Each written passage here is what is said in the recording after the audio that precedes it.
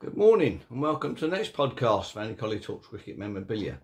I had a bit of an add up this morning of how many videos we've actually done here, and I think we're up to 96, so we're getting close to the 100 now, so we'll have a bit of a recap, I think, perhaps a celebration perhaps on that one. I think we're going to be another test match on the go there, which well, it might be as interesting as this Lord's one if things go as according to plan. And well done to Joe Root, so fantastic effort from him. So anyway, it's been a fantastic week this week, bits and pieces coming in and whatever, and visits from people, and a lot of interesting things have come out. But anyway, just going to go back to a couple of weeks ago when we done a little bit of restoration. I showed the postcard here of AJ Richardson, and on the back there, all that stuff that was stuck on there has all come off now with a bit of spit and elbow grease. Just got the sort of stain really where the glue was. It was in his scrapbook, so quite pleased with the efforts of that. So hopefully you've taken to the cotton wool buds and doing your back of your postcards that were stuck in someone else's collection. So that's a very nice start. So anyway, a few bits are coming this week.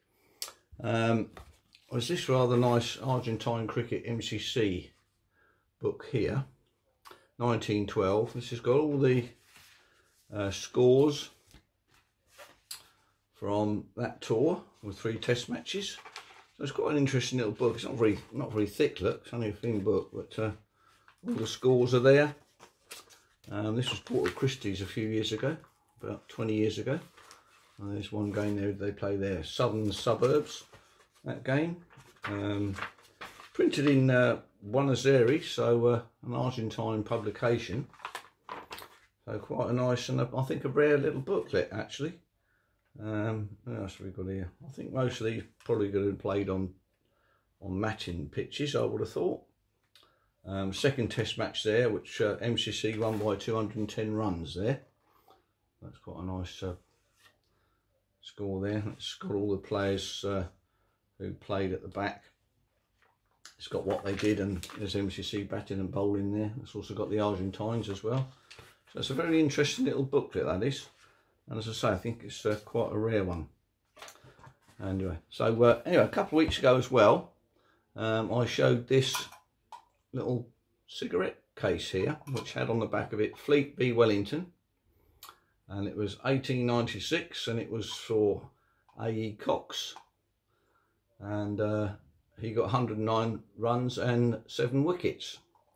So anyway, during the week, David Battersby, fantastic lad up in Cheltenham there, he sent all the bits and pieces through and found out what the inscription was on the back. It turns out that A.E. Cox, I'll just read this here for you. The squadron was a fleet of ships actually. That's where the fleet came from.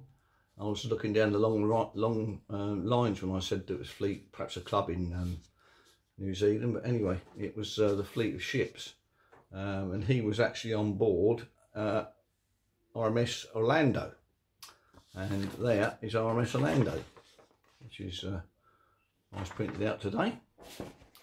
And the inscription says the match between the squadron team and an 11 from Wellington club resulted in the victory for the visitors. The squadron 11 scored 215 for 6 wickets and then declared its innings closed. Cox and Brown retired after making 109 and 47 respectively. Hammond made 17 and Rome 13. When time was called, the local team had lost 7 wickets for 163. Strange 42, Fox 41, Holdship 22, and Cox took 7 wickets. So that's everything on that cigarette card or cigarette box is in this bit of paper here. And it said on here, last night crowds of people were congregated in the vicinity of the wharves and reclaimed land watching an exhibition of RMS Orlando's powerful searchlight, which flashed upon the city and bills with dazzling brilliancy. The Premier visited the warships this morning. So fantastic bit of history there, Dave. Thanks very much for putting that through to us. So all that's now come to fruition. We know exactly what it is. So might be a good idea to get hold of the War Museum and things like that. So quite a nice thing. And the other thing that came through was some nice photographs here of Gloucestershire. 1933. There's one there. It's a copy photograph, so nothing serious. So it's a Gloucestershire there, 1933. I'm pretty sure that's from Cheltenham. It would have been signed there, and I think the original one's probably at Gloucester. You've got Wally Hammond down here. It's 1933, so I imagine that's his bodyline blazer. Wherever that might be now, be fantastic to find out. He also had a blown up photograph of that as well, which is here. Nice glossy one. That's quite a nice thing.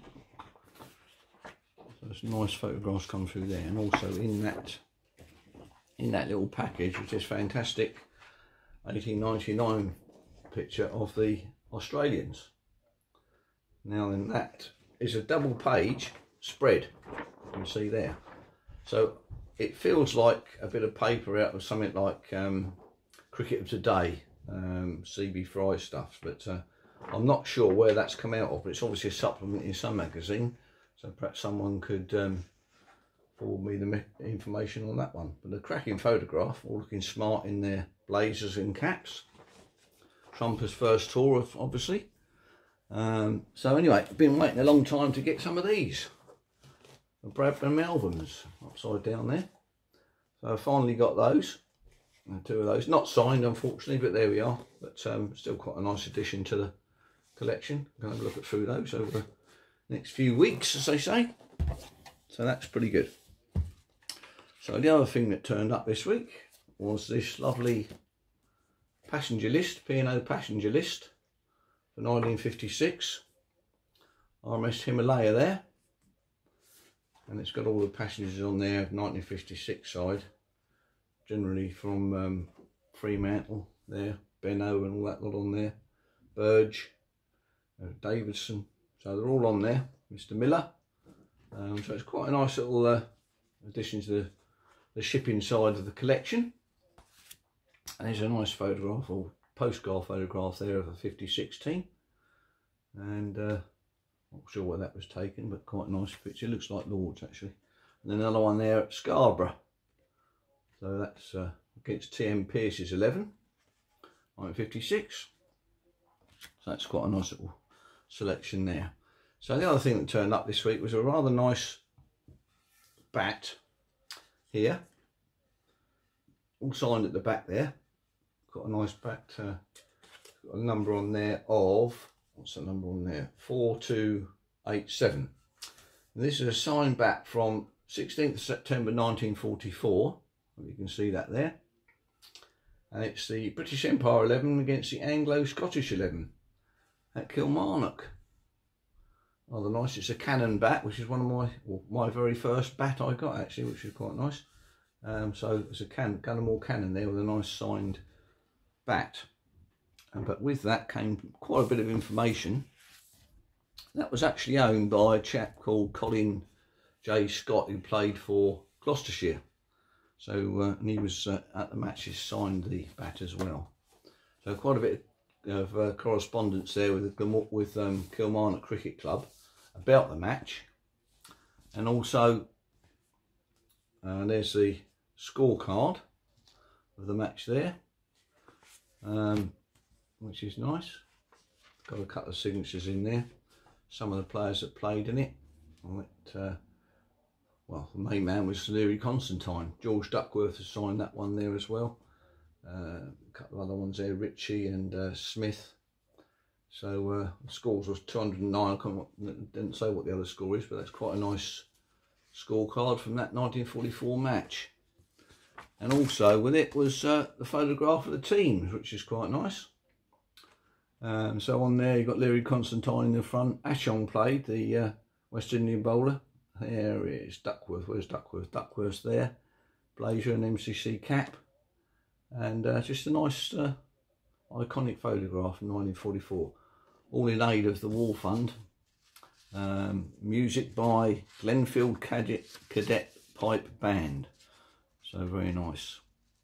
And in aid of the Kilmarnock War Comforts Fund. So quite a nice little bit of memorabilia there. Not overly expensive things to have, but it's just a nice thing. And some good memories there for Leary Constantine, I would imagine, who actually played at our club in one of these sort of matches. I'll have to dig that photograph out at some stage. So just one more thing, 1956, to go with the passenger list. We've got a nice photograph there, original photograph of Peter May and Ian Johnson, first test match at Trent Bridge, which is a nice photograph. That I've got a couple of signatures which my framer put in there, so I'm quite happy with that. That's a nice display there from 1956. And on the back there it's got the obviously the press writings. He took that off for me. First test, the captain's toss up and England win, 7th of the 6th 56. Peter May left, Ian Johnson. So there we are. So that's quite a nice addition to the, well, I've had that quite a few years actually, not just an addition. So anyway, but I hope you've enjoyed that. That's been quite an interesting week this week. So hopefully there's a few more bits to come this week. But so I hope you enjoyed that, and onwards and upwards, and I'll see you on the 97th podcast, I think it is.